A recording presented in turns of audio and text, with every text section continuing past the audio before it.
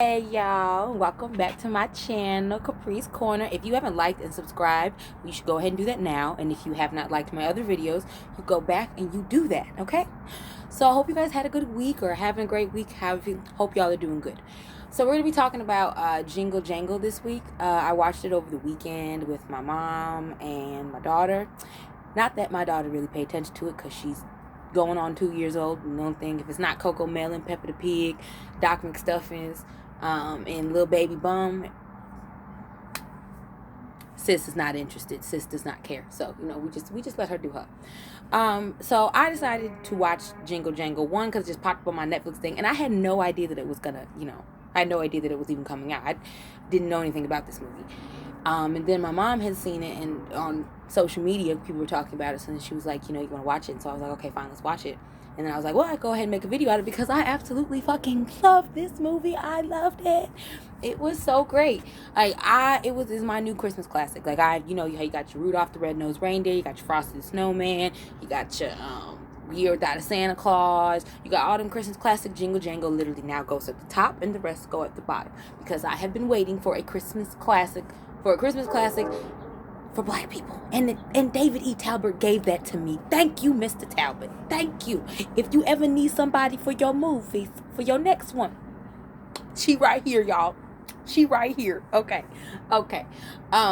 So like I said, I really enjoyed the movie. The main reason why I enjoyed the movie is because, one, I love the fact that there were two, dark-skinned love interests. Love that. Love to see dark-skinned women, being pitted as love interests because, it's rare that you ever see that nowadays.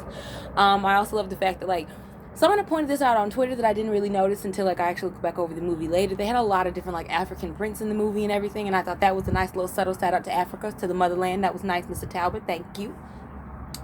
Then, what else I liked about the movie, I love the music. Oh, from the very first minute the songs came on, because if they were that good. The last song, Make It Work Again, with Anika Noni and Forrest Whitaker. If we were still in the ringtones, that would be my new ringtone. But for right now, it's just gonna be, constant replayed in my head because it lives rent free in my head right now. Just gotta make it work again. Gotta make it work again. Yeah, that's my song. It's my song. It's my new song. But anyway, I really let's go ahead and talk about the movie and everything and what it was about. So it's about this toy inventor named Jeronicus Jangle, and he is like the Steve Jobs of making toys, and he has an apprentice named Gustafson.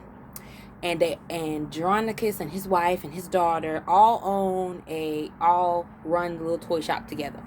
And everybody come over here. They're like the Apple of toys. So Jangling Things is the Apple store, and he sells iPhones, but they toys because they that good. They top of the line, So, but he has his apprentice named Gufston, and Gufston is his apprentice, and Gufston is a hater. Gufston is mad because he feels like, Jeronicus should be spending all his time with him, teaching him how to be an apprentice, this, that, and the third, and because it's not happening in the time frame that he feels it should be happening in, he hating on the low, even though he working, for Jeronicus and everything. So it starts off with Jeronicus finally gets this piece of a puzzle, like a little, I don't know what you would call it, maybe. Point is, he gets this little piece, okay, that he's been waiting for. He's been waiting for this little piece for a long time. He's so happy. That's when we break into the first musical number because it finally is here. He can finally make his dreams come alive. And so I'm over here well, what are your dreams, sir? What are you trying to make come alive? And what he's trying to make come alive is a toy, okay? He makes a toy named Don Juan, who is a, matador and everything. And he makes the toy come alive and has his own little personality and everything. And, Don Juan, he's a little selfish, a little narcissistic, a little rude. Because at first he's when he comes out, he's like, hey, when Jeronicus finally, gets his little piece, and then he puts it in with his little, this big contraption that makes the toys, or that's going to make Don Juan, and he puts the little piece that he got was this little gold thing and had like a little blue ball at the end of it. It looked like a pen to me, but whatever. So we're just gonna say that he put the pen inside of his machine and it made Don Juan. Okay, so it did. And Don Juan comes out and he's like, yes, I'm Don Juan. I am here, bitch. I am here. What are we doing, Dronicus? Because you made me, so you're smart just like me, this, that, and the third. And then Dronicus is like, tells his wife and everybody like, and Guff's assistant, because he's there too. He's like, I'm about to make 1 million of these toys, and everyone's gonna go crazy. And Don Juan's like, who? You making 1 million of who? You making 1 million of huh? Not of me, not of moi, nah, because I'm one of a kind, and there can only be one of me. If you make more of me, then I'm not special no more. So Gustafson is up. Dronicus and his wife and his daughter, they go downstairs having a good old little celebration and everything, and Gustafson is upstairs because he keeps trying to get Dronicus to look at his twirly whirly, and it's not really working and everything, but he keeps trying to get Dronicus to look at it so maybe he can help him with it, and Dronicus is always too busy doing him. So Gustafson feels some type of way. Don Juan sees this and says, tables are returning in his head. He says, you know what? Dronicus don't appreciate you. Dronicus don't really love you. He don't care about you. I do, though. And so if you take that book, just borrow it, though. Don't steal it. We borrowing it. If you borrow that book and then take me with you and then use everything that's in that book, then you can become Dronicus, and as long as you promise to never make any more of me, we good, bro. We good. So Gustafson, being, the punk biznatch that he is, says, I'm going to do it. Mind you, literally, as Gustafson is taking the book and taking Don Juan, here comes Dronicus. I got a piece of hair that keeps getting in my mouth and it's annoying. Dronicus comes up the stairs and it's like, hey, Gustafson, you thought we were going to forget about you? Here's your Christmas gift, and here's some Christmas meal and everything. And then he realized, oh, snap, the book's gone, Gustafson's gone, and Don Juan is gone. Oh, snap. So now Dronicus is running into the street trying to figure out where his shit is at, and he can't find it. He tried to go to the police. The police say, so he ain't got no evidence to prove that Gustafson stole that book, because how do we know it's really yours? So then Gustafson wins, and Gustafson takes all his inventions and takes the whole book and turns himself into Toys R Us or a bigger Apple store, however you want to look at it. And Dronicus is over here just hurt. He's hurt, and he keeps trying to make more inventions and everything, but he's having, I would call it writer's block. We'll call it toy block. He having toy block. And he can't seem to make a new toy, can't seem to do anything right. And unfortunately, during this time frame, his wife gets sick, and she dies. And he is so hurt by this loss, on top of losing, his fortune and everything. And then he loses his wife. He's now hurt. He's extra hurt. And they have a daughter together, and he can no longer raise this daughter. He, feels like half of a man less than. And he just really hurt and really depressed. And I just, he really just lets life happen. Like, he just lets all his emotions just weigh him down, and he can't even be a good father to his daughter, who also has the inventor gene like he does, but he too busy wallowing his own sadness to pay any attention to her, and is basically telling her, like, you better off without me. You just need to go ahead and grow up, go ahead and leave here, and don't ever come back, and don't think about me, because I'm not worth it. I'm trash. And eventually his daughter's like, you know what, you're right, I'm out, peace. So she leaves. Then Dronicus, gets older and older, and his jangles and things gets turned into a pawnbroker shop. Pawn shop. And eventually the bank comes a knocking, saying that, hey, we've been nice to you for these past 30 some odd years, but you ain't come up with nothing. Your shop ain't really selling like that no more. So either you gonna come up with the money you owe us, partner, or you ain't got to go home. But you won't have no home no more, because we gonna take it. Okay.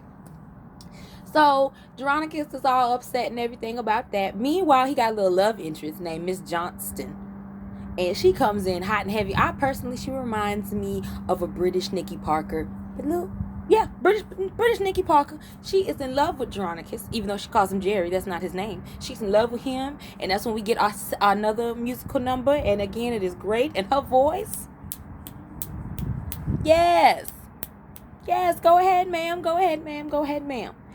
So she's in love with, Dronicus, and Dronicus is like, girl, I don't see you. I only see my grief and my depression, so I cannot be happy, because I like cuddling up with depression at night.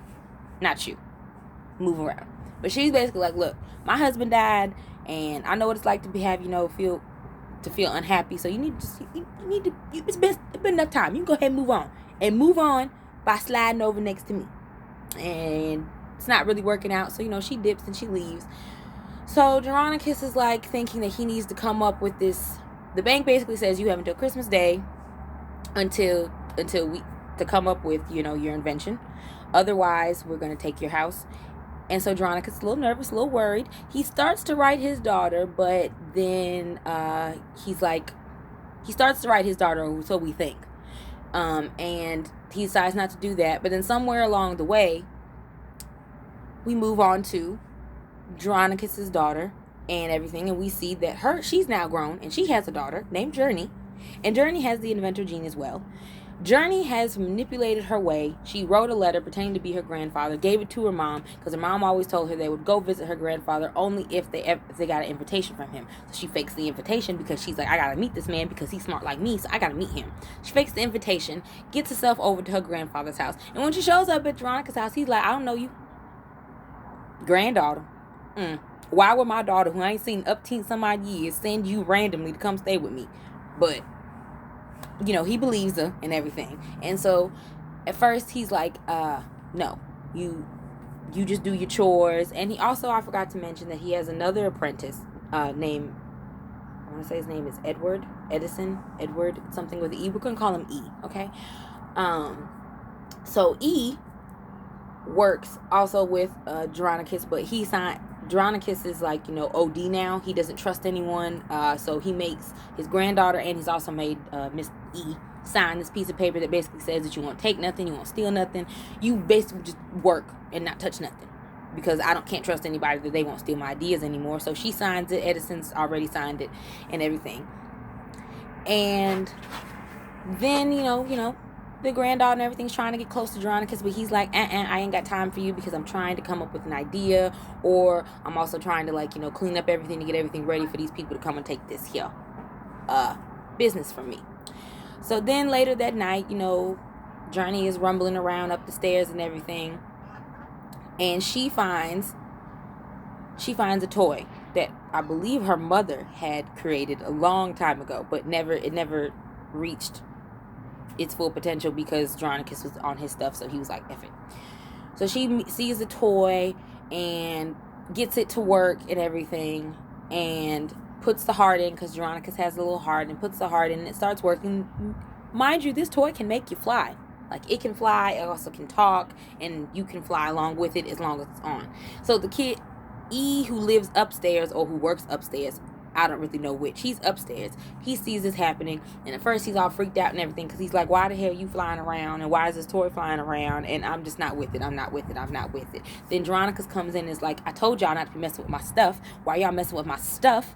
And then Journey's like, hey, wait, no, the toy works, and Jeronicus is like, girl, no, it don't. And then she's like, please, it works, just believe me. So they try to get it to work again, but you need to believe in order for the toy to work. And since Jeronicus is all self-doubting himself, he don't believe nothing he has can work. So he doesn't believe that it can work, so it don't work. So then he's like, I told y'all it didn't work. Can y'all stay about my stuff, please? Thank you. So then, while that is happening, while the kids were flying around, let's go back to Gustafson, who became, super, super rich and famous off of Jeronicus' ideas. He has now run through all of the ideas in the invention book that he stole from Jeronicus years ago, and he has to come out with a new one. He tries to, show everybody his twirly-whirly, but because he's a shitty-ass inventor, it doesn't work, and no one wants to buy it. So now he's like, him and Don Juan, well, really Don Juan, because, Gustafson really thinks that he has a shot to be able to make his inventions work, but Don Juan knows what's up, and he's like, nah, you need to go ahead, go on back over to Jeronicus, and steal something from him, or borrow something from him, because you suck, you're not going to be able to do this. So they're looking through this, giant magnifying glass that can pretty much see, it can literally see inside Jeronicus' shop, and they see the kids flying around with the toy and stuff like that, so they're like, ooh, we finna cop that. So then, Journey is, figuring out that, she can basically do whatever, and she's a good inventor, and she's coming into herself. Mind you, Gustafson comes over and tries to, finagle her out of the toy. He's like, hey, I know, in so many words, he's basically like, you would tell me if, Veronica's had something new, this, that, and the third. And she peeps it and she's like, yeah, he just owns a pawn shop. We don't make toys. It's just a pawn shop. And she dips. Smart little girl. And little do we know, she goes and, does some little stuff that we'll talk about later. So somewhere along the way, the next day, Veronica's and his granddaughter are outside, and they are getting everything ready for the fact that because tomorrow the bank's coming to take the place, and he's trying to get everything set up for them to come and take it. But Journey is like, you know what, let's have a snowball fight. So they have a cute little snowball fight and everything, and it is so nice. I just love everything about it. I just loved everything about the movie. The musical numbers, the square root of impossible is me. It was just so cute. But they have like they have a snowball fight and everything. And then after the snowball fight, that's when they come back to the house and stuff. And, Dronicus he feels happy for those few minutes they're having the snowball fight, but then goes back to being his depressed, grumpus ass self. So they come back, and then they're looking around for E, and they can't find him. And then, Journey's looking around for him and everything, and then she sees a glass on the floor, but then she also hears him banging in the suitcase. They let him out, and then that's when he tells them that old dude Gufston came in here and stole Buddy because he saw us flying the toy and everything. And he steals it and he takes it. So then the kids are like, oh no, we have to get it back. We have to get it back. But Veronicus is like, no. He doesn't really believe, he doesn't believe it, doesn't really care, doesn't believe the toy works. So he's just like, I don't know why you're tripping about the toy, but whatever.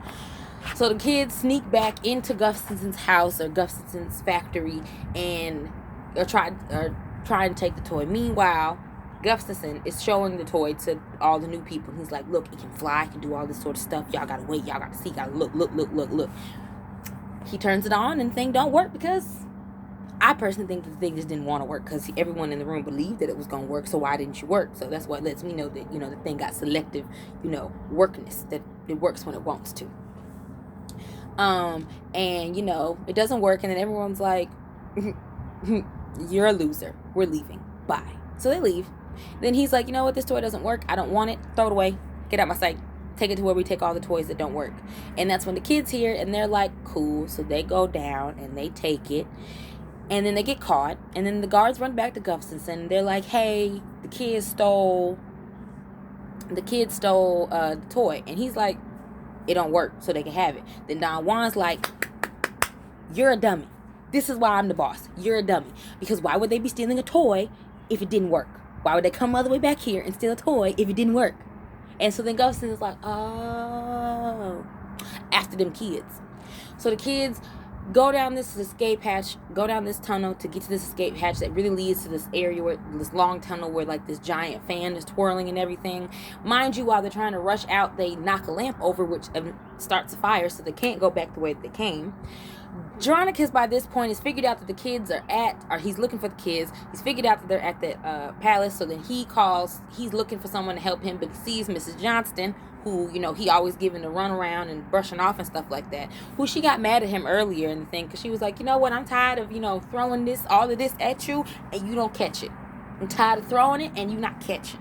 So, bye. I don't got time right now. So then he sees her, and he begs her, he's like, please, help me, babe, help me, and she's like, fine, come on. So she drives him all the way to the Gustafson's factory, and then he literally goes to where the kids are at, like the little entrance where the fan is, it's not moving at this current moment when he gets there, but it starts moving. And he looks in there and he was like, well, maybe they're there, but he doesn't hear anything, so he leaves. But then he hears a noise from one of the kids, like a really loud noise or whatnot, and that's when he realizes that they're in there. And then he's like, hey guys, just meet me in the front, go back the way you came. And they're like, nah, we can't do that because there's a fire right there. So then he was like, oh gosh, I don't know. And that's when the fan starts twirling and stuff like that. And so then he's like, oh my goodness, you guys can't make it through here and you can't go back there, you guys are stuck, I don't know what to do. So then she's like, no, you can do it. Just believe in yourself. Believe. So then he sees the equation in his head and he starts doing the math in his head, and he telling the kids that y'all have to go 1,500 miles per hour or 1,500 some odd feet in this many times, this really complicated math thing to basically say if y'all do it just like this, then y'all should be able to get out of make it through the fan. So they're, traveling down the little tunnel ways and everything, and they make it out just by the hair on their chinny chin. Only reason why is because Buddy finally starts to work again and starts pushing his arms to, like, slow it down for them, because they were coming in way too hot. They were not going to make it. They were going to become, they're going to be splattered all over that wall. It's going to be a very unhappy Christmas if they made it through that fan the way that they were originally going. So Buddy gets his hands out and starts, like, stopping it with his feet or his fingers. But it messes him up in the process, because obviously the thing was going super, super fast, over 100 miles per hour, and this little metal thing is trying to stop it. Yeah. So they make it through. They get back on the other side. Dronicus is all happy that the kids are alive and everything. And then Mrs. Johnson was like, Miss Johnson appears out of nowhere, and she was like, I wasn't gonna leave, but a good male woman always makes sure her package get where it needs to go. Glad I didn't leave y'all. Now come on, let's get back in the car now before the guards come. So they get in the car and they drive off and everything. They drive back to the house and everything is all nice and everything and great. Dronicus finally realizes that, he got little feelings for Miss Johnston, so he puts the little mistletoe and everything, gives her a kiss on the cheek, and she's just like, my man, all right, you have a happy Christmas. I will see you later. And she drives off. They realize Buddy's not working, so then he's trying to get Buddy to work. Meanwhile, the mother, Anika Noni, is on her way to come and pick up Journey, because she's like, you know what? I'm just gonna come get my kid, because I don't feel right about this. And that's when my song comes on, Make It Work Again. Gotta make it work again. Make it work. I don't know all the lyrics, but it's a good song, and I've been listening to it and stuff like that. It's a really good song. You haven't listened to it, you need to go type it in on YouTube and listen to it again and tap in. That's what you need to do. Tap in. That's what you need to do. So they're singing that song, and she makes it to her father's house, and she's like, hey, Dad, all glum and sourpuss face. And he's like, hey, how you doing? And then she was like, we're just gonna go ahead and go and everything. And he was like, oh, okay. But then he's like, wait, I'm sorry. And then she's like, same thing I said. For what? Because you did a lot of stuff that was messed up, sir. What you sorry for? You sorry for being a shitty ass father? You sorry for abandoning me? You sorry for making it feel like it was my fault when my mama died and everything, because you were going through some shit? And he said, you know what? I apologize for all of it. And I'm sorry I wasn't shit. And I want to be shit. And I want to be your daddy again. And I want to be there for Journey the way that I wasn't there for you. And she's like, okay. All right, we can do it. We can do it. And then they start working on fixing Buddy together and everything. And then the next morning, Buddy is fixed and everything. And it's all great and stuff. But then as they're walking out of the room, the little crater room that they were in, the police have arrived. And they try to grab Dronicus and start putting the cuffs on him. Because Gufferson is standing there like, ha ha, you busted, nigga. You busted. And Gustafson is telling the police he stole my toy. I have been making it work, and see, look, I have the design to prove it. He stole the little heart design that makes Buddy work and was like, here, look, see, it's mine, but didn't have nobody's name on it. So again, you claiming that it's yours, he said, she said, but whatever. The police are like, well, this is the only evidence we got, so Dronicus, you coming with us. Then Journey is like, hold up, wait a minute, let me put my 2 cents in it. She goes underneath the light, because remember earlier in the movie when Dronicus had Journey sign a little non-disclosure or whatever the hell you want to call it agreement, he had to sign it in ink that was invisible, that only showed up when it was held underneath a certain light. So remember when Gustafson came to Journey and was like, hey, I know your grandfather invented toys, you got anything new to invent or anything like that? And she lied. Yeah, that night she went and wrote property of Dronicus Jangle on it, on the little heart blueprint, without anybody knowing, just in case he would come back and do something like that. So she was like, wait a minute, and she holds it underneath the light, and it's like, hey, boom, you thought you won, but you lost. He stole it. So cops switch, reverse, yeah, reverse. That's what happened. Dronicus gets set free. Gustafson gets carted off. Then the banker, who is the dude who played Mr. Crawley in Downton Abbey, he comes back and he's like, look, you either got the money or we about to kick you out. And then Dronicus is like, nah, I got something better. Look. And then he starts flying around with the toy. The toy starts flying and stuff. And he's like, oh, sir, You done did it. Whatever you want, whatever money you need, the bank will provide it for the rest of your life, because we are so happy that you have, finally made something that actually is worth some money and can make us some money, because we're about ready to kick you out. All right? That's what's about to happen. So then, Mrs. Johnston comes in and everything, and everybody's flying around having a good old time and stuff like that. And then we go back to, because how the movie originally starts off, because I really did forget about Phylicia Rashad's character. How the movie starts off is Phylicia Rashad and her two grandchildren. She's reading them a story about Veronica's Jangle. So it goes back to Phylicia and her kids, and then in the story and everything, Veronica has a happy little life, and then they figure out that their grandmother is Journey, which I figured out, really about 20 minutes into the movie I figured it out, but whatever. So they figured out that Journey is their grandmother, and that they're related to Veronica's, and that they have the inventor gene too. And Phylicia Rashad's character and Journey's character is like, come on kids, let's go to the factory. And so then Buddy takes them, and they're flying all the way up to the factory and everything, and it was just so cute. Like, I was in tears by the time this movie was over, because I think it was like a really good Christmas movie. And on top of the fact that it had black people, it didn't just feel like how it feels like sometimes on Lifetime. I'm just gonna throw them out there. How like they just put black people in the movie just to say, hey, look, we put some black people in there. This actually felt like it was for black people. It was written by black people, and yes, it just felt black. Even the backup dancers, like even the people, the extras in the movie and stuff like that, it was all brown skin. It was either brown skin or black people. Like, it was maybe one or two, white people thrown up in there, but for the most part, it was all black and brown, and I loved it. I love it. Mr. Talbot, you have done your thing. I appreciate it. Like I said, if you need anybody for a movie, she's right here. So that was Jingle Jangle. If you guys, let me know how you guys like the movie. Let me know what you guys thought about the movie in the comments below. If you haven't watched it, now you've watched this video, so now you go watch it so you can get some Christmas spirit in you. Okay, now I'm gonna go back and take care of these kids and continue making dinner, even though I already made dinner. But I'm gonna go eat dinner, and I'm gonna have a great day, and you do the same. All right.